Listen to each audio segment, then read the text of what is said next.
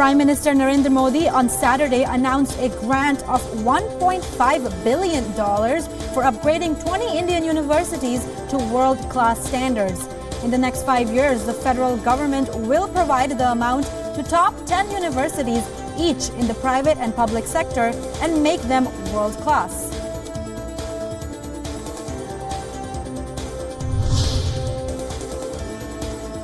Hindu radical groups Bajrang Dal and Vishwa Hindu Parishad took to the streets in India's eastern Kolkata city on Saturday, demanding deportation of illegal Rohingya Muslims from India to Myanmar. Members of the groups raised slogans and demanded that the illegal immigrants who had come to India during the past decade should be deported to Myanmar. The group also demanded that illegal ones should also be deported from Bangladesh, as they allegedly pose a threat to regional security there as well.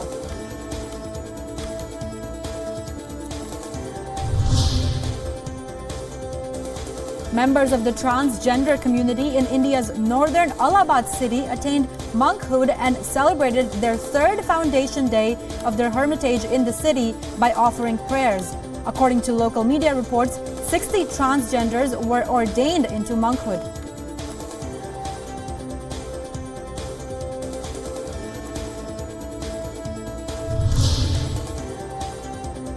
The sale of Chinese products in India's northern Gorakhpur city has dropped drastically in the wake of a military standoff between the two nations that ended in August.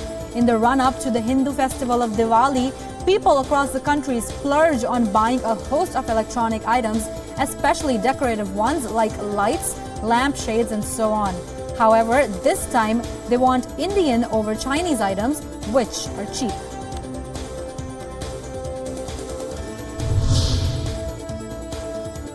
A heritage walk was organized on Saturday in India's eastern Gaya district to promote Bodh Gaya, a holy place for Buddhists, as tourist destination. The walk was organized to mark the tourism festival, and it started from the 80-feet Buddha statue and ended at the temple. Reportedly, over 500 monks also participated in the walk, along with children, locals, and tourists. They also mediated on the occasion.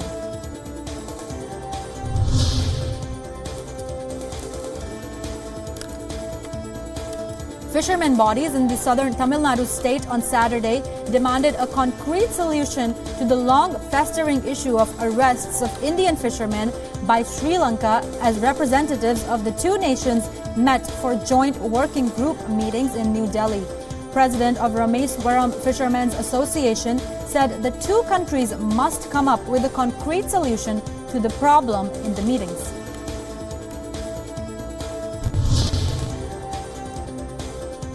Two car bombs in separate parts of Somalia's capital Mogadishu killed at least 22 people on Saturday and injured several others. The first explosion in the city's K5 junction area, which is lined with government offices, hotels, and restaurants, destroyed several buildings and set dozens of vehicles on fire. About 2 hours later, a second blast took place in the city's Medina district. There was no immediate claim of responsibility yet.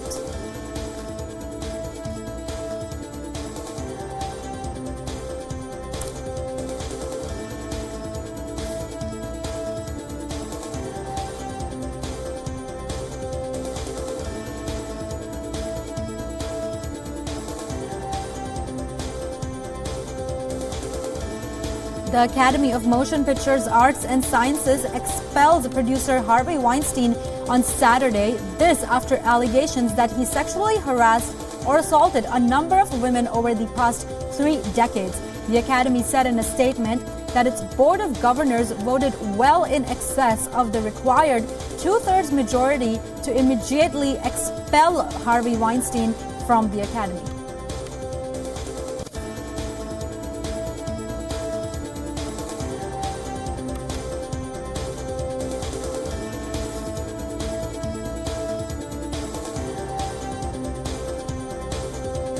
U.S. President Donald Trump called on football players to respect the U.S. flag and the national anthem as a way of paying tribute to the men and women who have given everything for its defense.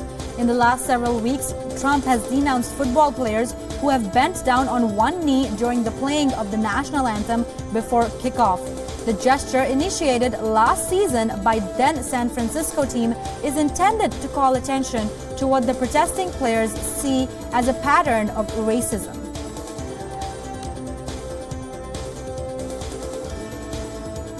Former Chief White House strategist Steve Bannon told the Christian Wales Summit on Saturday that he was declaring war on the Republicans' establishment.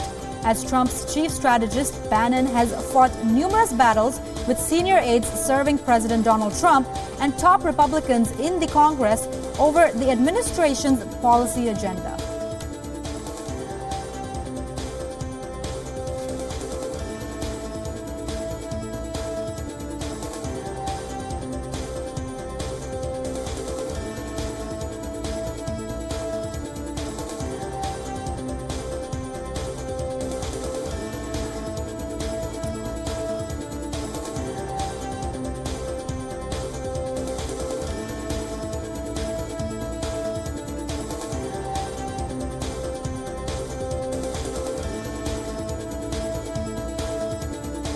Chastened by their worst result since 1949 in September's national election, Chancellor Angela Merkel's Conservatives are hoping for a victory in a regional vote on Sunday. This to strengthen their hand in thorny three-way coalition talks in Berlin. Her CDU party's top candidate for the Lower Saxony state election continued his campaign tour on Saturday with his supporters.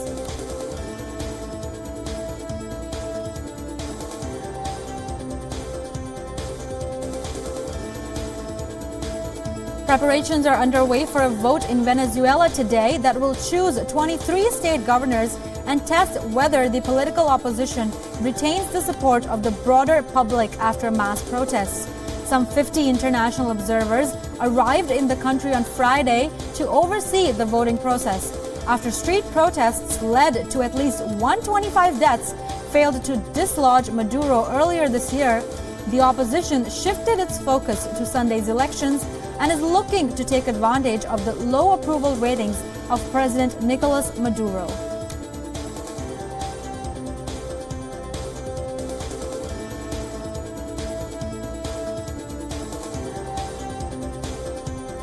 Voters in Kyrgyzstan will head to polls to elect a new president today from a slate of 11 candidates, including 2 former prime ministers. The election entered a day of silence on Saturday, meaning all presidential candidates and accredited media outlets have been banned from any campaign activities by the Central Election Commission. Security forces have also been increased to ensure a secure and smooth election, with many police officers patrolling the streets and security departments on call since Thursday.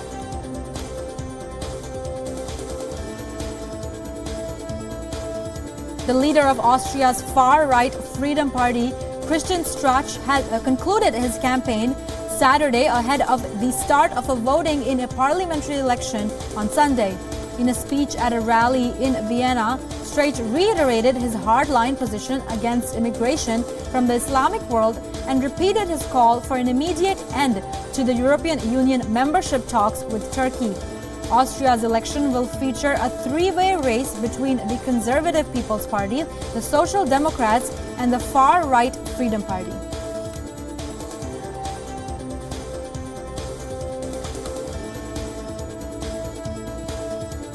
Ivory Coast National Civil Aviation Authority said an Antonov plane chartered by the French military crashed shortly before it was due to land in the capital's airport in Abidjan, killing 4 and injuring 6 early on Saturday morning. The cause of the crash is still unknown, and an investigation will begin soon after the teams gather evidence from the site. Teams pulled the main body of the Moldovan plane's wreckage late in the afternoon.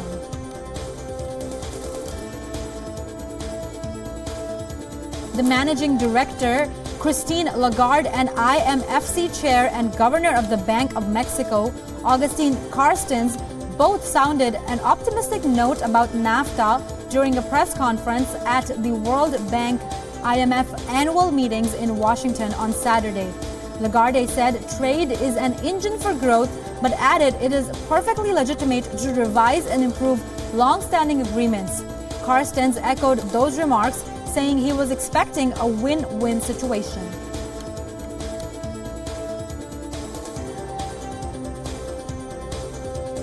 Turkey deployed more artillery and armored military units to the Syrian border on Saturday. This as Syria demanded that Turkish troops who had entered northwestern Syria leave immediately, saying their presence constituted a flagrant aggression. Turkey's military has begun setting up observation posts in northwest Syria's Idlib province as part of a deployment that appears partly aimed at containing a Kurdish militia.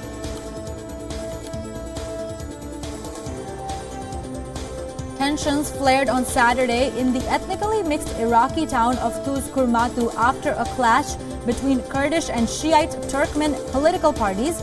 A dozen Kurdish families were displaced from the predominantly Turkmen district of Ascari to Kurdish neighborhoods of the town after the 2-hour clash in the early hours of the morning. The exchange of mainly automatic gunfire left no casualties.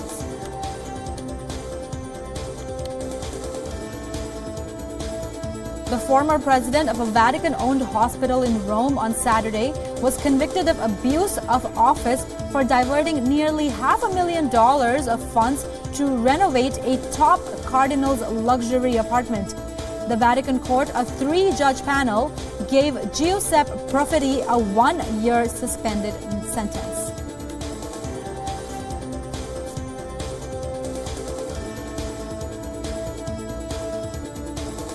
Thousands marched through the streets of Ukrainian capital on Saturday, this to mark the Defenders' Day and the 75th anniversary of a symbolic founding date of the Ukrainian insurgent army. More than 20,000 marchers waved Ukrainian flags and flags of the far-right National Corps, Right Sector and Nationalist SVO Boda Party and chanted nationalist slogans, lighted flares and torches.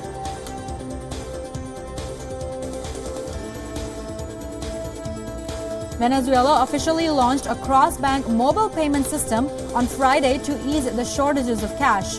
The new system aims at popularizing the use of electronic money and regulating the use of cash. The new payment system allows natural persons to make payments or do bank transfers by using their mobile phones and identity cards that are linked with banking institutions.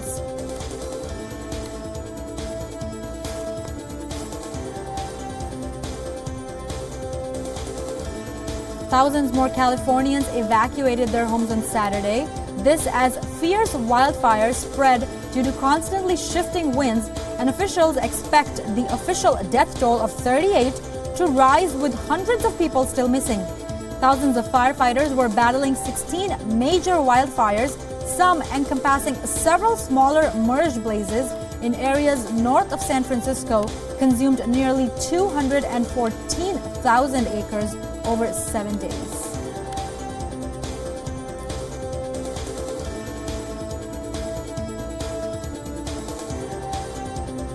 The unmanned Russian Progress 68 cargo craft blasted off from the Baikonur Cosmodrome in Kazakhstan on Saturday. The spacecraft is on its way to the International Space Station on a resupply mission. It is delivering nearly 3 tons of food, fuel and supplies to the ISS crew.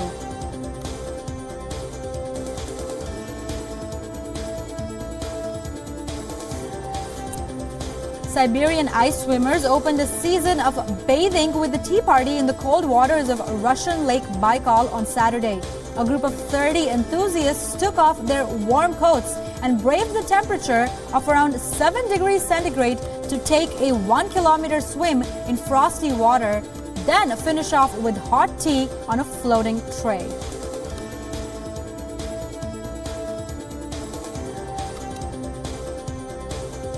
Typhoon Kanun, which is the 20th of the year, is expected to make landfall in South China late Sunday or early Monday.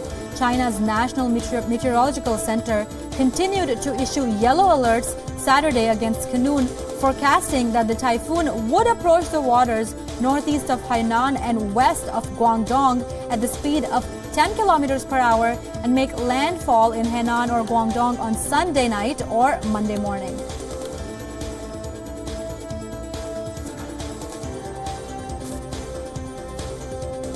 Chinese Air Force has increased and expanded the scale of joint trainings and drills with foreign forces during the past 5 years.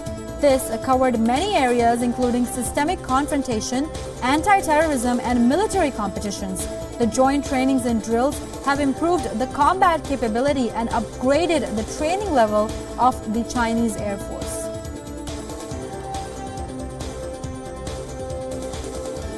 Folks in North China's Shaanxi province have made some fantastic-looking flour-steamed breads to welcome the upcoming 19th National Congress of the Communist Party of China.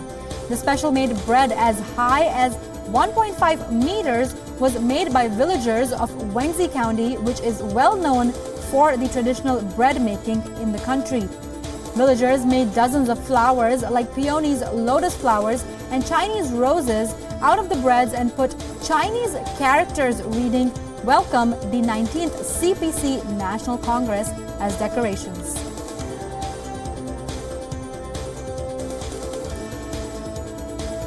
The 4-day 7th plenary session of the 18th Central Committee of the Communist Party of China concluded in Beijing on Saturday with a communique issued.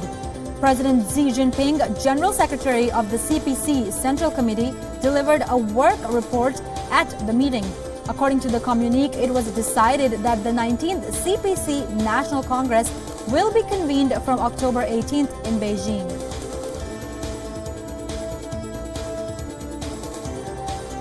China's largest liquefied natural gas carrier, Pan Asia, was put into service in Shanghai on Saturday. With a length of 290 meters and a width of 46.95 meters, Pan Asia has a size of almost an aircraft carrier, and it is China's largest home-designed and homemade LNG carrier.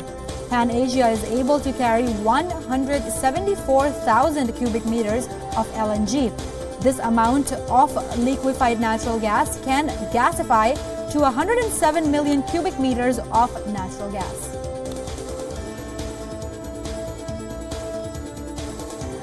China's first copper, indium, gallium, selenium filmed photovoltaic glass was produced in Bengbu City in China on Thursday. The glass is built with many high-tech elements. Each piece of CIGS glass has a structure of a sandwich, and it can generate the amount of electricity enough to support a refrigerator for the whole year. It is the most advanced photovoltaic technology in the world.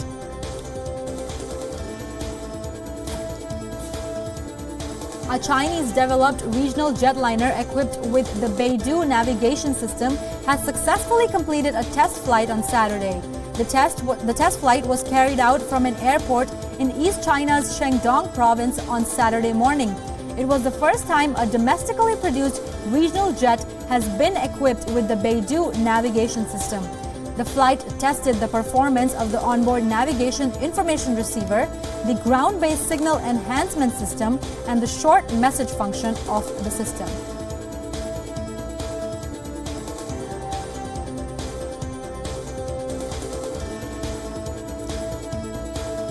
Forest rangers captured video footage of a group of Fair's leaf monkeys in Wuliang Mountain National Nature Reserve in China. The video footage shows a small group of gray Fair's leaf monkeys picking leaves to eat and resting on 3 branches. The video also features some baby golden-colored monkeys.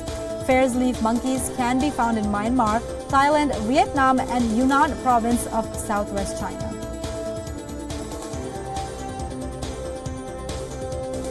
A museum celebrating designer Yves Saint Laurent will open its doors on Thursday in Morocco, a country he visited for the first time in 1966 and had a major influence on his work. The new 4,000 square meter museum located on Rue Yves Saint Laurent in Marrakech houses a huge permanent exhibition space showcasing his most famous work, an auditorium, and a research library.